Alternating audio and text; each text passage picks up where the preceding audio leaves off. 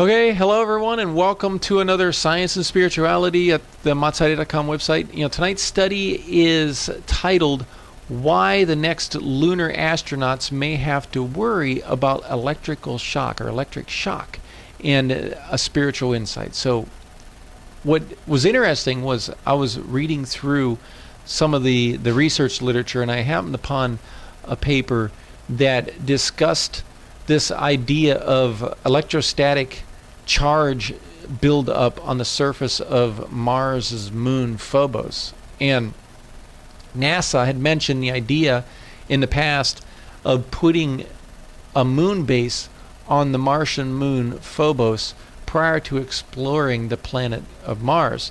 And there's a paper that was published in 2018 reported how an astronaut walking or driving on the moon on Phobos could accumulate a significant amount of electrostatic or electric charge, which may cause significant electrical problems in the spacesuit and or the scientific equipment or the shuttle or whatever, electronics that the space, the person who is in space is in contact with. And so the idea is that the solar wind from the sun is carrying these charged particles, electrons, which may create a complex electrical environment on the surface of Phobos, which could possibly affect the astronauts and the scientific equipment on the surface. Phobos has no atmosphere and Mars has no magnetosphere. And now note that Phobos orbits Mars a lot closer than the moon does on Earth. Okay, but there's no magnetic field around Mars to shield the moon, and the negatively charged electrons, the particles from the solar wind, will interact on the surface of the moon, leading to an excess charge buildup during solar wind conditions or coronal eruptions from the sun.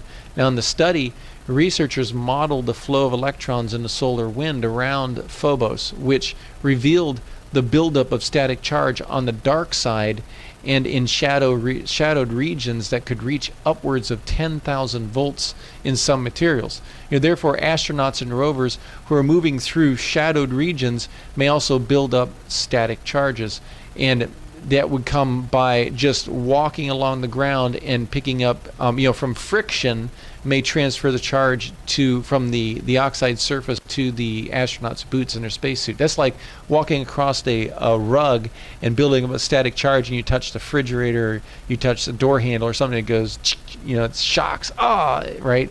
And so that's the same idea. You get a static charge. And so when the astronaut touches a conductive material, it could release the charge, resulting in this static shock. And similar to, I just said that when walking across a rug. So previous studies have also showed that a similar buildup of charge in large craters of the Earth's moon on the north and south poles could also occur. And the reason this is important is because these craters at the north and south pole contain frozen water or ice. And so the moon's orientation keeps these craters fixed in a shadowed region. And similar to Phobos, the Earth's moon is exposed to the solar wind, and streams of negatively charged electrons and positively charged ions are bombarding the surface of the moon. The moon also lacks a magnetic field which protects us from the exposure to these charged particles here on Earth. Now, note the Earth has a magnetic field, but the moon only enters into that magnetic field on the tailing end of the Earth, as the solar winds shape the magnetic field to a tear shape. It elongates out the back side of the Earth, and so when the moon orbits around and goes through that, that's the only time that it would be shielded. And so, but for the most part, your solar wind is bombarding the moon. And so what happens then is that the dark regions are of a major concern, and not so much the sunny regions. And the reason is that the sun's light itself carries an electric charge in the protons, right?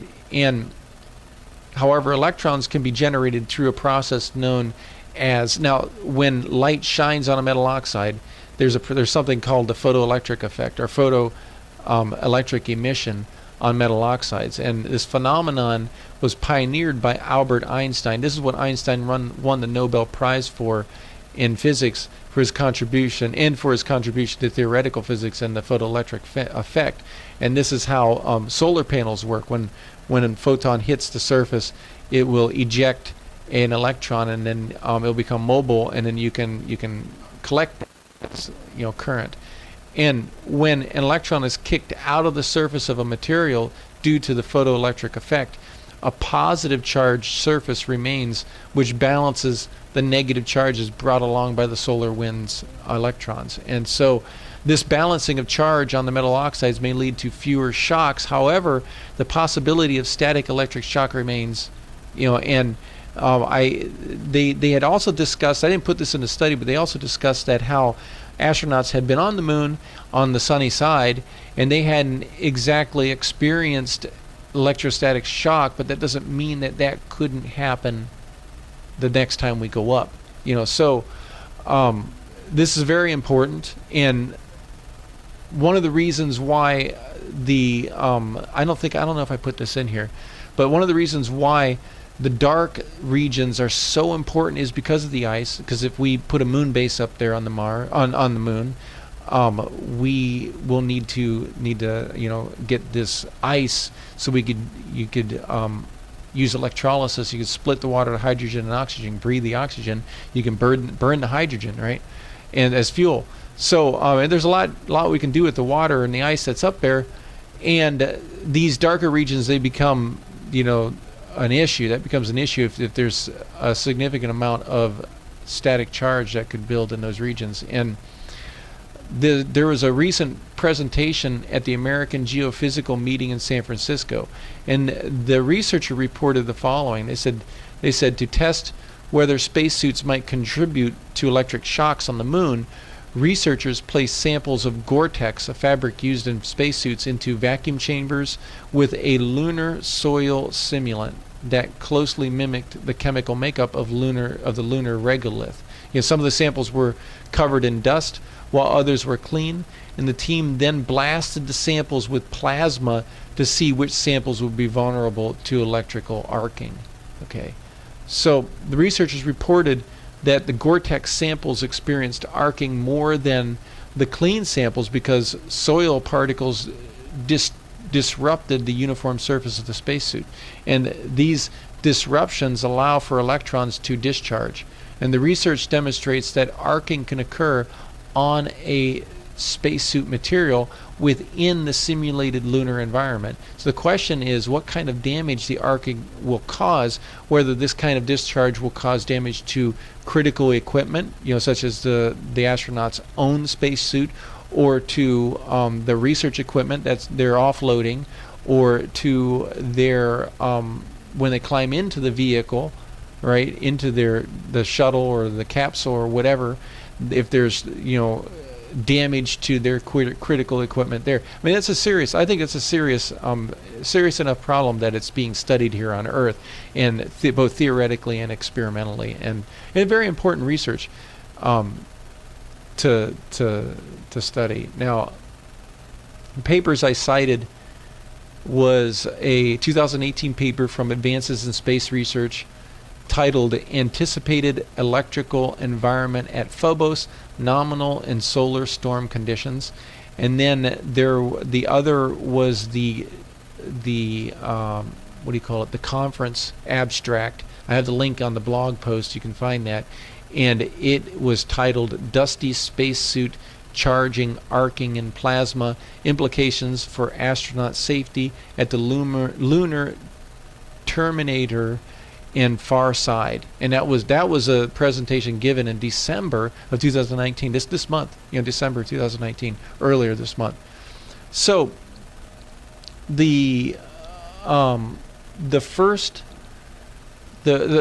spiritual insights that we receive from this type of research is on the effect of the charged particles, the charge clinging to a person and then being discharged, affecting other people, equipment, or having the possibility of being life-threatening. And when we think about these things, what does this sound similar to? A parallel we find in sin's effect on our lives. It may not seem to affect us or have an immediate impact, but one day we will bear testimony of how we have lived our lives before God.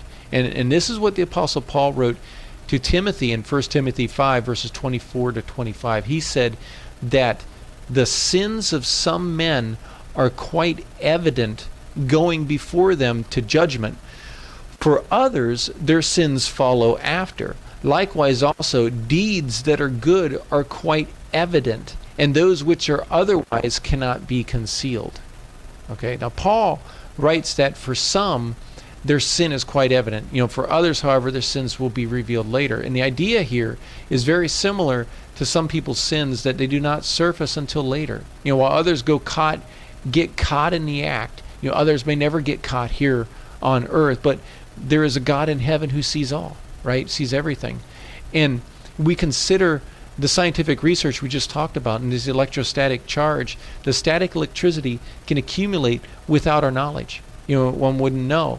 And then it would discharge when coming in contact with the conducting surface. Some sins may not be considered significant, but one day, however, all will be revealed. This is what Paul goes on to say, and to parallel this then to good deeds versus bad deeds. Another situation that is described in the Torah is the following. In Leviticus 5, verses 1 through 5, it says, "Now if a person sins after he hears a public adjuration to testify, when he is a witness, whether he has seen or otherwise known, if he does not tell it, then he will bear his guilt. Or if a person touches an unclean thing, whether a carcass of an unclean beast or the carcass of an unclean cattle or the carcass of an unclean swarming things, though it is hidden from him and he is unclean, then he will bear his guilt. Or if he touches human uncleanness or whatever sort of his uncleanness may be, with which he becomes unclean, and it is hidden from him, and then he comes to know it, he will be guilty. Or if a person swears thoughtlessly with his lips to do evil or to do good, in whatever matter a man may speak thoughtlessly with an oath, and it is hidden from him, and then he comes to know it, he will be guilty in one of these. So it shall be, when he becomes guilty in one of these, that he shall confess that in which he has sinned." In Leviticus 5, verses 1 to 5, it lists four things, of being guilty. And what's interesting about these 5 scriptures is how one may sin by not speaking up to bear witness to in a judicial case. The act of keeping silent will cause one to become guilty, and it may not seem like such a crime to remain silent. However, we are called to keep justice, and this is a serious enough of a crime for one to become guilty before God. Similarly, one who touches an unclean thing and does not speak up, he will bear his guilt before God, even if the thing is hidden from him, meaning that he doesn't know he touched an unclean thing. He will be guilty. And whether the contraction of uncleanness was known or unknown, one will be guilty. Similarly, with making a thoughtless oath, he will become guilty. When one becomes guilty, he is to repent and to confess his sin. These things speak to us how sin may affect our lives in the example that is given from Leviticus 5, verses 1 through 5. These things do not necessarily have an immediate, observable effect upon one's life. In this Torah example, even the most godly of persons may be affected by these types of sins. A good example may be taken from the life of Noah. We're told in the Torah how Noah was a righteous man, how he walked with God for 600 years prior to the flood. Now, in the pre-flood world, Noah walked alone. He was given the opportunity to begin the human race again, following the total destruction of all of mankind, right, and all life on earth. Noah built the ark, and all of the air-breathing creatures, along with Noah, his wife, and his sons, and their wives, were saved. Then, following the flood, we read the following. In Genesis 9, verses 18 to 29, it says, "Now the sons of Noah who came out of the ark were Shem, Ham, and Japheth. And Ham was the father of Canaan. These 3 were the sons of Noah, and from these the whole earth was populated. Then Noah began farming and planted a vineyard. He drank of the wine of wine and became drunk, uncovered himself inside his tent. Ham, the father of Canaan, saw the nakedness of his father and told his two brothers outside. But Shem and Japheth took a garment and laid it upon both their shoulders and walked backward and covered the nakedness of their father, and their faces were turned away, so that they did not see their father's nakedness. When Noah awoke from his wine, he knew what his youngest son had done to him. So he said, "Cursed be Canaan, a servant of servants he shall be to his brothers." He also said, "Blessed be the Lord, the God of Shem, and let Canaan be his servant. May God enlarge Japheth, and let him dwell in the tents of Shem, and let Canaan be his servant." Noah then lived 350 years after the flood, so all the days of Noah were 950 years, and he died. Okay, so that was Genesis chapter 9, verses 18 to 29. And what's interesting is that according to Ezekiel 14, verse 20, Noah, Daniel, and Job are listed as the most righteous men in history. Okay, but we read here in a narrative following the flood that Noah planted a vineyard, he drank wine, he got drunk, he lay naked, uncovered in his tent.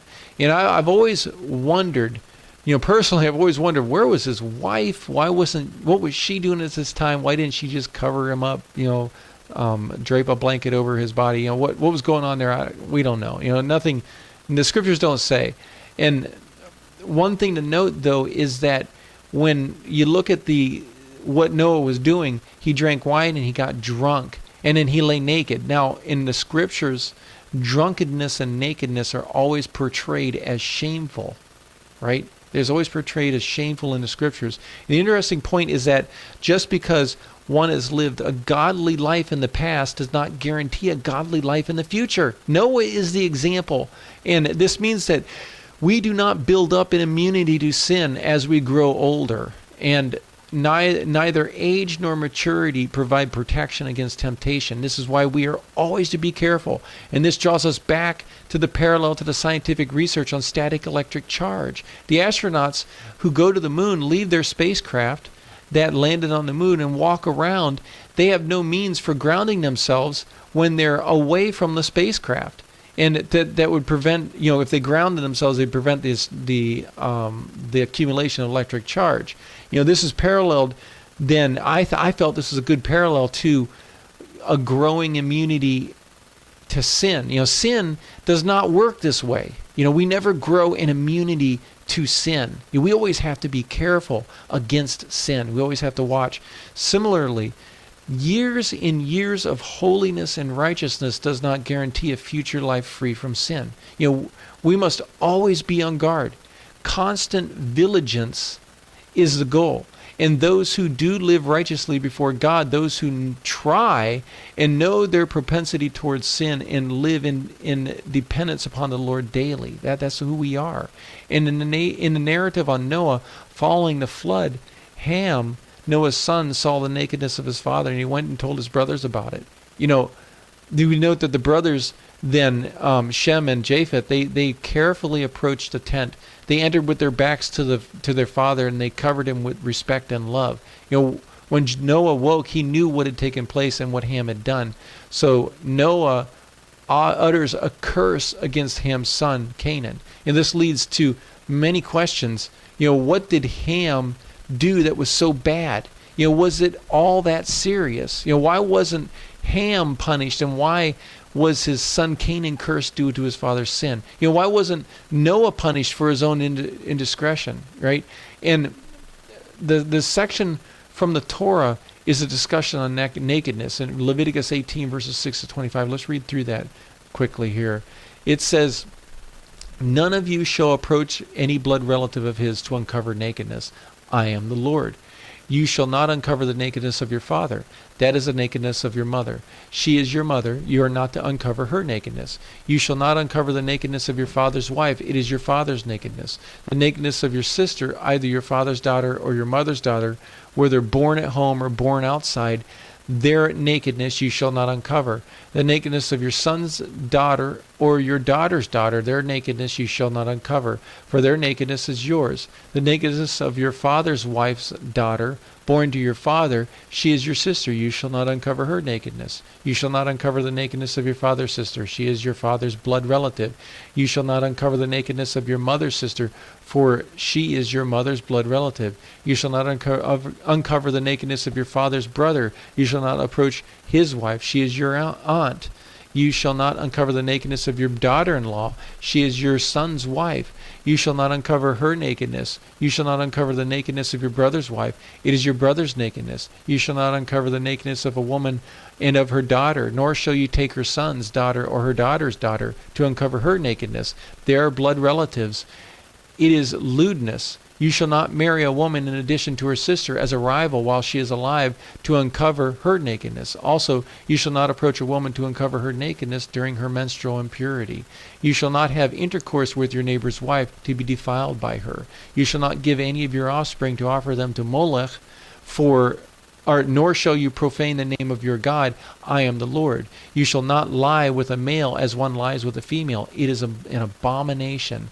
Also, you shall not have intercourse with any animal to be defiled by it, nor shall any woman be before an animal to mate with it. It is a perversion.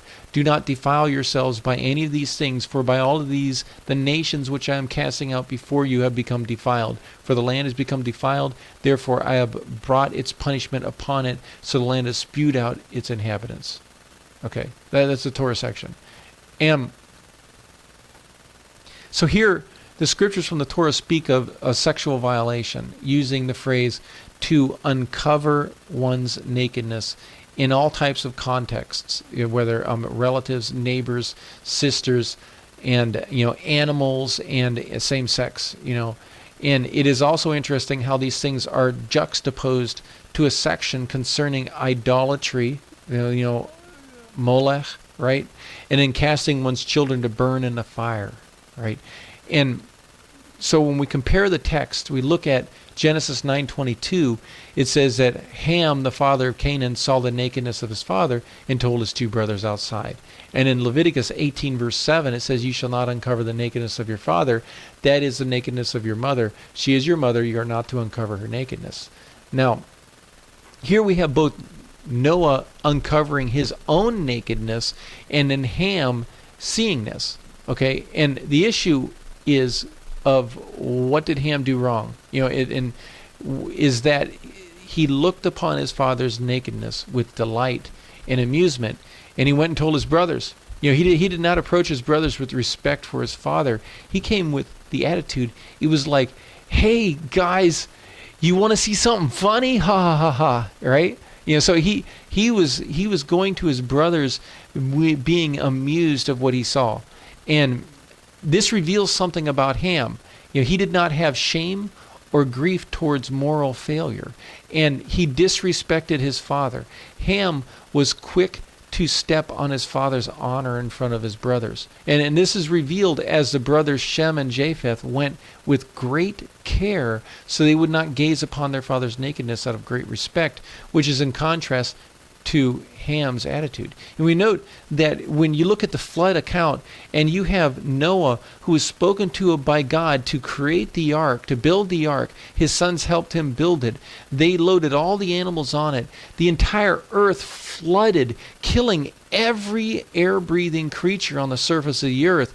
Ham went through all of this, and yet he didn't regard the honor of his father. He had a disrespect, and he was quick to step on his father's honor in front of his brother.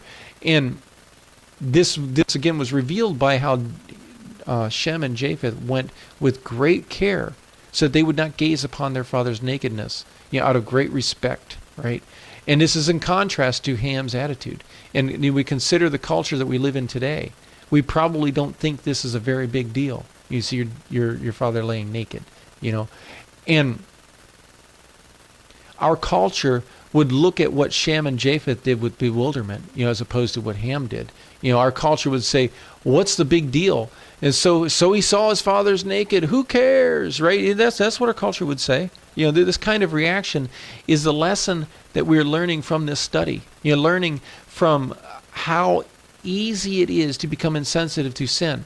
Like the research on this possibility of static charge on the surface of the moon.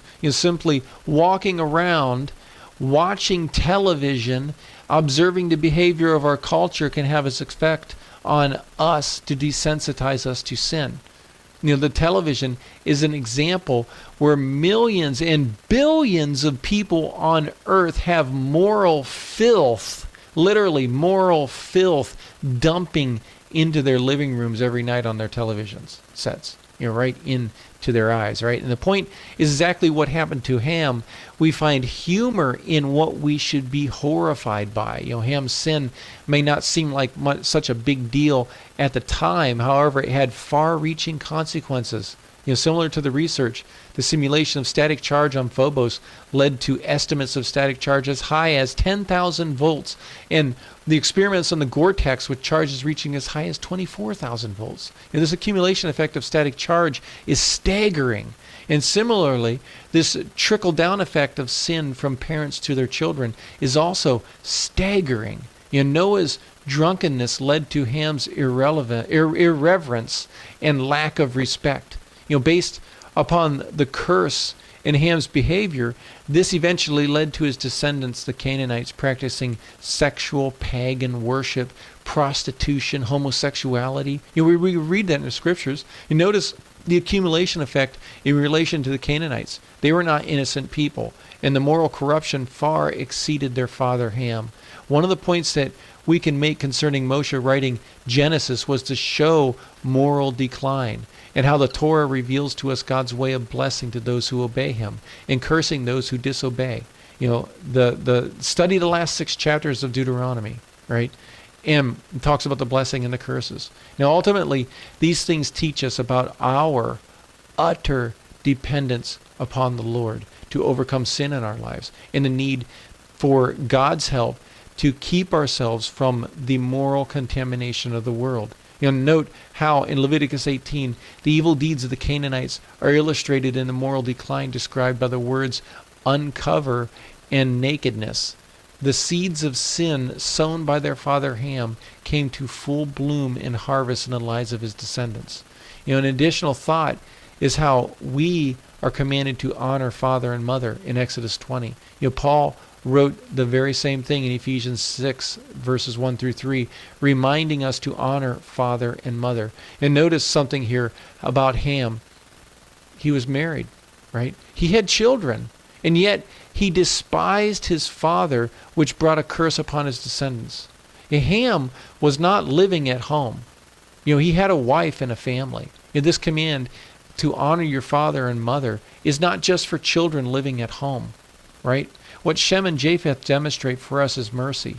We are to be merciful to our parents and to others even in their sin, unlike what their brother Ham had done.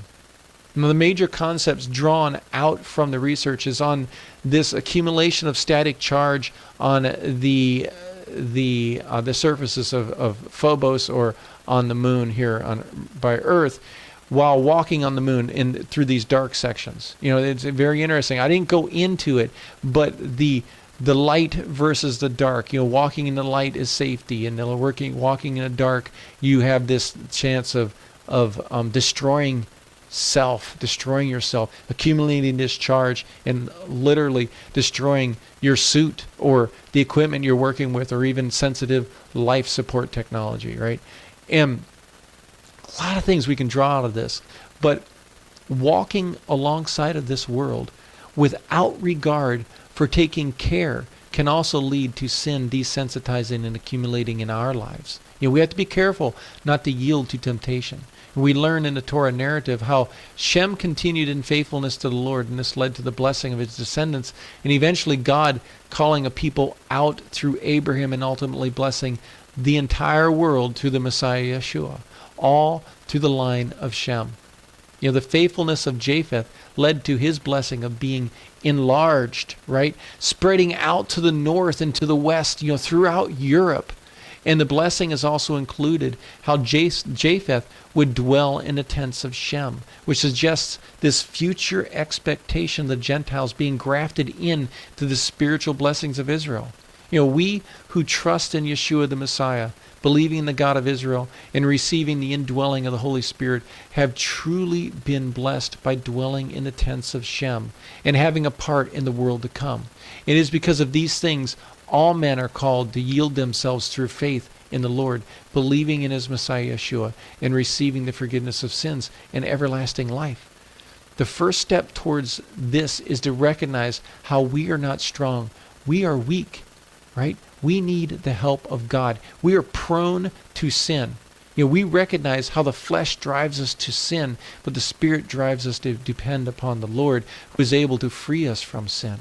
And in the Messiah, we receive these things. We receive peace and joy and the love of God, and most of all, the ability to overcome sin for the glory of God. And so, believing in Yeshua, asking him into our hearts to be Lord of our lives. This is then the Lord, our Father, sends his Spirit to dwell in our hearts.